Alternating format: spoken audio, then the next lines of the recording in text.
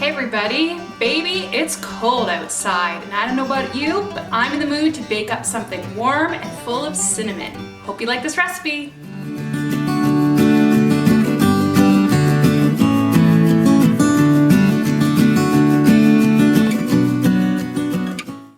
Welcome everybody, I'm Jen. I'm so glad you're here to bake with me today. As I mentioned, I'm baking something amazing. This is a tradition around our home.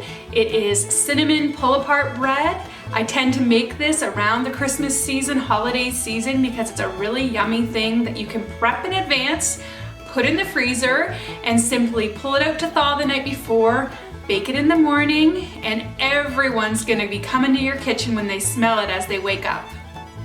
If you're like our family, you have lots of company staying overnight over the holidays, and this is a really great recipe for that. It's also a wonderful recipe for Christmas morning when you want to have something yummy ready to go while you open presents under the Christmas tree from Santa. Before I get into baking, I want to give a specific shout out to Abigail and Enoch. Hi you guys! They are my biggest fans watching my baking and cooking videos, and so I'm making this especially for you guys. I'll have a taste for you later. I will type out a recap for this recipe that's available at the very end of the video, so make sure you watch to the end so you have an idea how to make this yourself. Okay, so let's get started. The very first thing you're gonna need, obviously, is a super awesome Christmas apron that maybe you have, 5 or 6 of, so all your kids can match you when you bake, one of those. And before I get started, I apologize about the camera angle. I watched some of my previous videos, which you can watch as well, and I was like, oh, nice view of your torso, Jen. But I'm still trying to figure out my camera and the different angles that my lens will do. So this is it for now. If you are a YouTuber and are awesome at videography and you have some advice for me how I can get my baking and my entire self in the shot in a narrow space, please comment below with your advice because I would really love to know how to do that.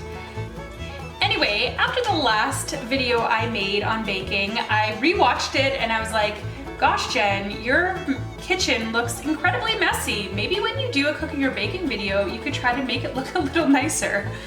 So this is me making more of an effort in my kitchen. So I have my pre-measured ingredients in my little prep bowl, so you guys don't have to watch me opening up my packages of salt and sugar and dumping it all over my counter and making things dirty, okay? So hopefully this recipe will be a little more visually appealing to watch.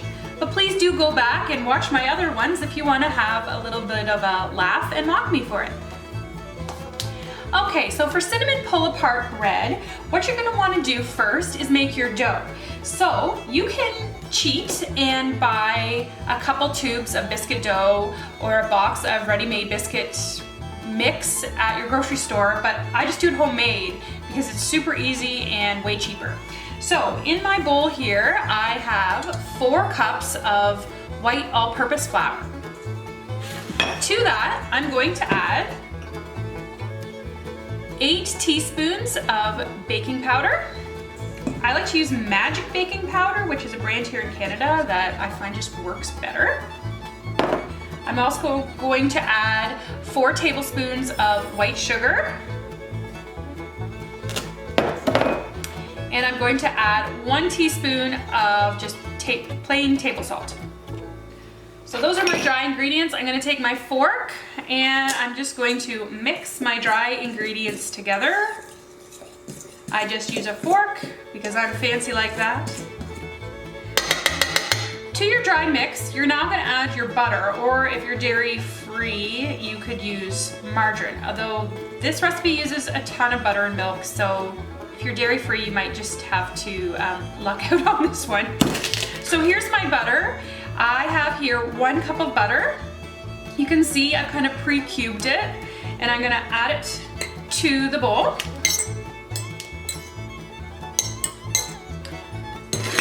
One thing about living from the north, if you're from here, you're gonna know exactly what I'm talking about. If you're not, if you're from the south, this will be just a little extra knowledge for you, is butter.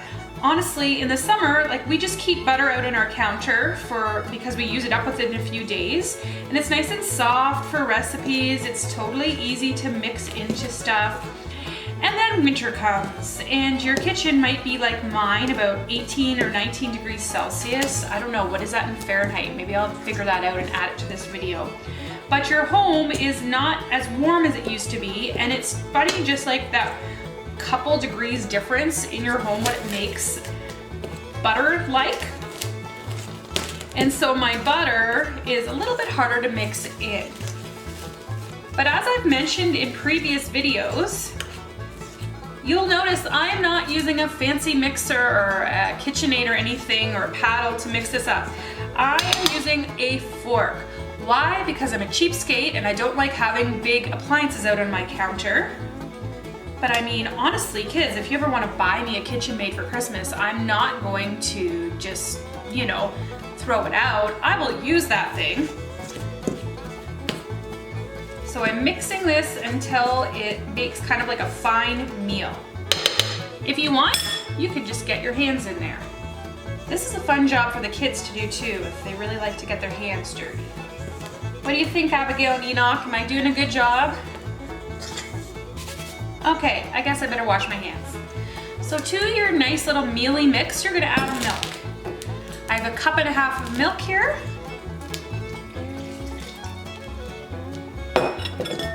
And again, I'm just gonna use my fork to moisten that. Okay, so I'm just gonna mix in that milk. You might recognize, if you watched my chicken broccoli biscuit bake recipe, that this looks familiar. That's because it's the same recipe, only doubled. I use this recipe for so many things. Thanks, Mom, for giving it to me that first year that I got married. 16 years ago, if you can believe it. Again, you can get in there with your hands. It really mixes it in well.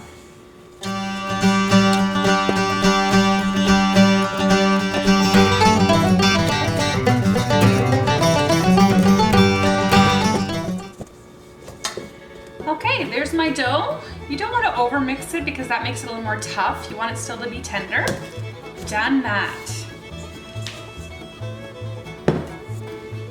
So just set that aside. The next thing we're going to do is we're going to take, here I have 2 cups of sugar, white sugar, and I have 4 teaspoons of cinnamon. Cinnamon. I'm gonna take my fork that I used before, just give that a stir. I knew someone once who was allergic to cinnamon, and I'm like, how do you live? How do you survive? I can't even imagine my life without cinnamon and the smell of cinnamon at Christmas and eating things that are full of cinnamon. Cinnamon is healthy for you as well, in case you didn't know. Not sure about how healthy when you mix it in with 2 cups of white sugar, but we just won't comment on that.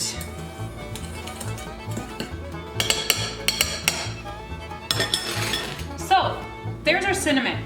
Next you're gonna take either, I have like an angel food cake pan, maybe you have a bundt pan, something that has like a hole in the middle. You're gonna grease it or spray it with veggie oil. And this is what we're gonna do next. We're gonna take our dough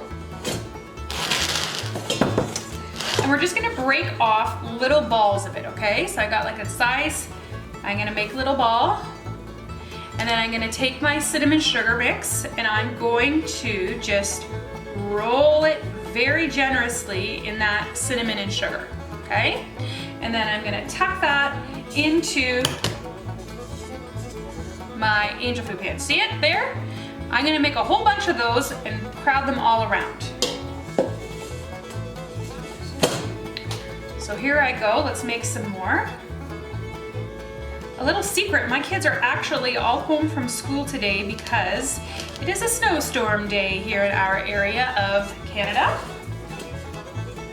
And you can't even hear them, right? Aren't they being so good and quiet? Like, am I in the twilight zone? I don't understand what's going on. I'm not going to complain about it though. So here we go, let's just get making here.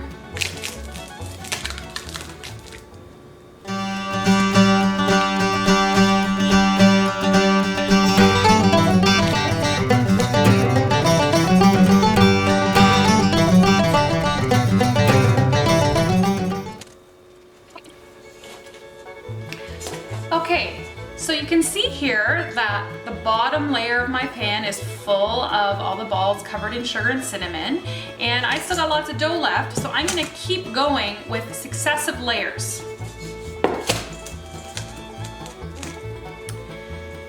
A little history behind this recipe for our family. The very first Christmas we adopted 3 of our kids, I made this cinnamon pull-apart bread for my family for Christmas morning. And all the kids loved it. And then I decided I would just start making it every Christmas morning. And it's become a tradition for our kids. And it's a special memory then that they have of our family. One thing, there's been a lot of psychological reports done on children that have been adopted, and one thing they say is that a child feels more a part of the family and your bonding is easier when you create traditions together and then you keep those traditions from year to year so they're looking forward to it. I think the same could probably hold true for a blended family or a newly married family, just to create new traditions together. So don't worry about necessarily always having to keep the old traditions that you had growing up or that you had in the past. Create new traditions together and then keep those traditions. So this cinnamon pull-apart bread, though it's just kind of a high sugar, high fat, unhealthy meal, is actually in some ways a healing thing because of the warmth and the just psychological happiness that it brings my children when I make it every year. And there's just something about home baking that whatever your family is going through, whatever your day has been like, there's something about a home-baked something or a home-cooked meal that just sometimes makes everything better again. Maybe you don't need a trip to the therapist's office. Maybe you just need your mama to make you some cinnamon pull-apart bread.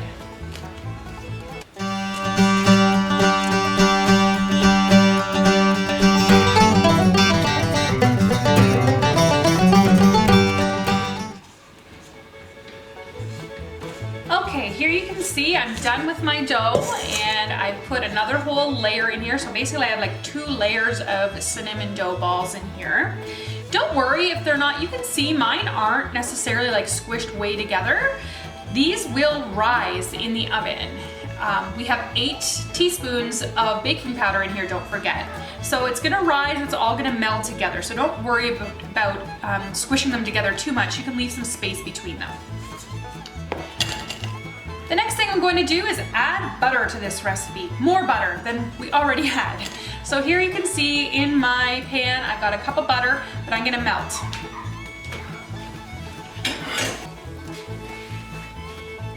Okay, so my butter has been melted. You can see it bubbling in the pot, or maybe you can't the way I'm turning it. I just melted it on the stove. You wanna watch when you're doing it on the stove that you don't burn the butter or scorch it. So keep it more on a low heat. A little secret about our home is that we do not have a microwave. We have a range, we have an oven, and we have a toaster oven. A lot of people when they come to our house are a little shocked when they want to use the microwave and they want to heat something up quickly and they don't have it. And I'm like, well, you can heat it up in a pot on the stove too. Why don't we have a microwave? When my kids were really little, there was a lot of research coming out about microwaves, that it kills nutrients in your food, that it changes the molecular structure, and there was like a little bit of a question mark on how microwaves might affect people.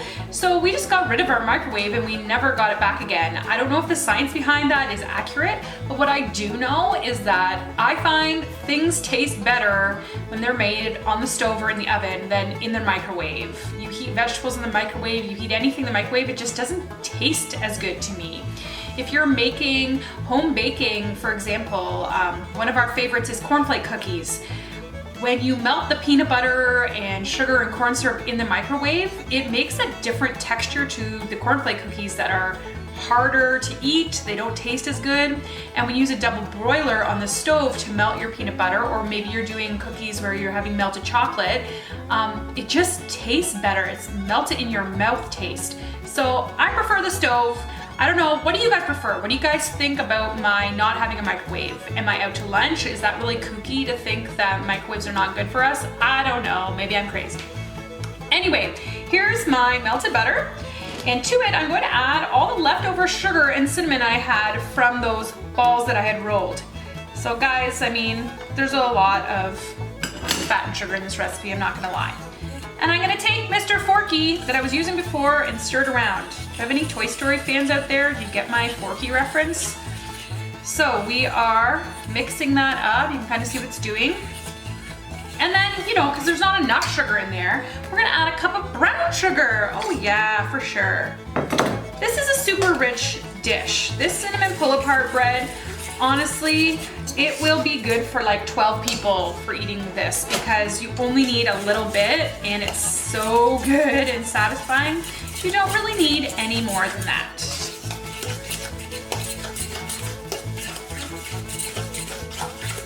So I've got this all mixed up. Now I'm gonna put it directly over top of the dough balls here. And it's going to cover the tops and it's going to then also sink down to the bottom of the pan and coat them. I'm going to show you what it looks like in just a minute.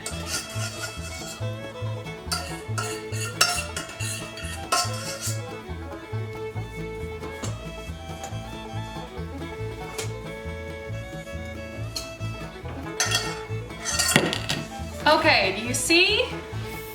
Finished product. Well, not finished yet because it hasn't been baked. At this point, if you are planning to bake this right away, you're going to put it in an oven that's been preheated at 350 degrees. You're gonna let it cook for about 45 minutes to an hour. You'll know it's done when you test the dough with a fork and it's not doughy inside anymore and it looks biscuity, if that makes sense. But what I'm going to do is I'm actually putting this in the freezer because I am saving it for Christmas morning. I'm making this video before Christmas. It's probably not going to go up on YouTube until after Christmas. I apologize for the time delay. But I'm just going to cover it with aluminum foil, or you can cover it with whatever you want for the freezer. When you go to bake it, you want to bake it uncovered, however. So if you're putting it in the freezer, you're going to get it out of the oven to thaw maybe the night before, and then you're going to pop it in the oven, same thing, about 350 degrees for, I'd say about 60 minutes if it's been in the fridge or the freezer, because it's going to be more cold than what this is right now. The reason I love this recipe is because you can make it ahead. Because I don't want to be rushing around Christmas Eve making this to get ready for our Christmas morning breakfast.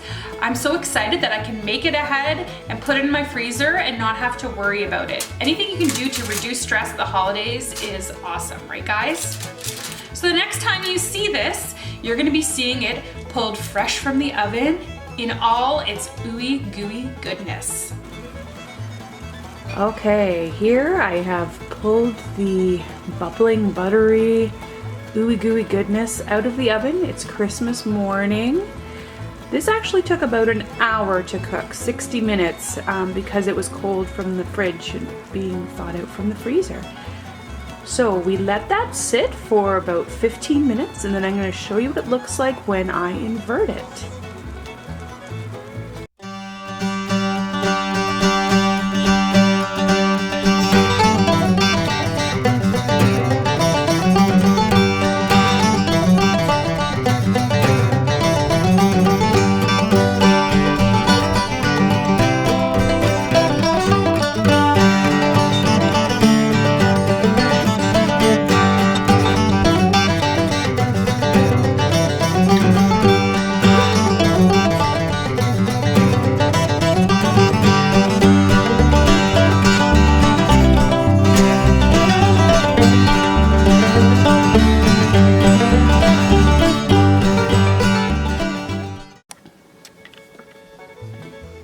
And there you have it, my cinnamon pull-apart bread. You can see it kind of like, oops, came apart a bit at the back when I pulled it out, but that's okay. It often does that, and it doesn't really matter because when my kids come to eat it in about 5 minutes, they're going to pull it all apart anyway.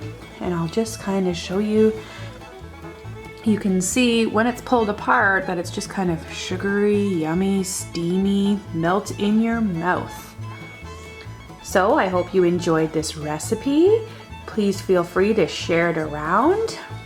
Don't forget to subscribe for more recipes. Click that red subscribe button and the bell notification so you know when I have something new coming out. For the least, this is Jen.